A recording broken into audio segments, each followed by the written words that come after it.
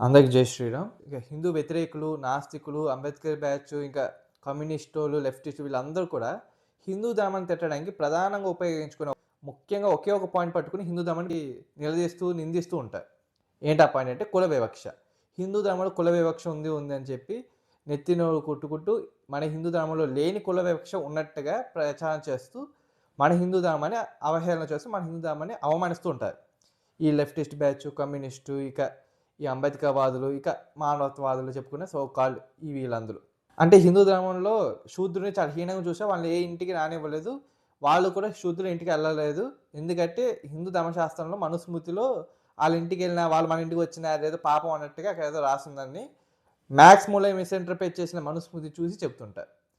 అయితే నిజంగా హిందూ ధర్మంలో అలా ఉందా లేదా అనే విషయానికి వస్తే చాలామంది హిందువులు ఈ విషయంలో చాలామంది అయోమయపడుతుంటాయి. ఈ నిజంగా ఈ కల్చర్ మనకు ఉందా లేదా అని చాలామందికి అయోమయం ఉంటుంది.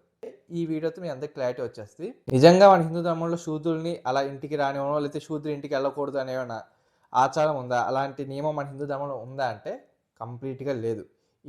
ఇది డైరెక్ట్గా మహాభారతంలోనే క్లియర్గా ఆన్సర్ ఇచ్చేసి ఉంది. కావాలంటే మీకు రిఫరెన్స్ కూడా చూపిస్తాను, చూడండి.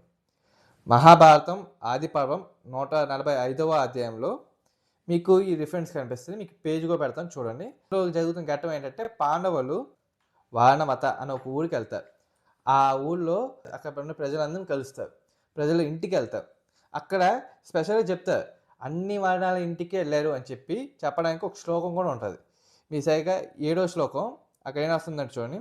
రాజశ్రేష్ఠులైన పాండవులు క్రమంగా నగరాధికారాలు ఇళ్లను, రధిక యోధుల ఇళ్లను, వైశ్యుల శూద్రుల ఇళ్లను కూడా సందర్శించారు.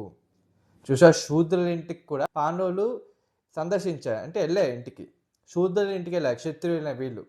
అంటే ఇక్కడే క్లియర్గా అర్థమవుతుంది ఏ వర్ణం వాళ్ళు కూడా ఇంకో ఇంటి వర్ణానికి వెళ్ళకూడదు అని చెప్పి ఎటువంటి నియమం లేదు.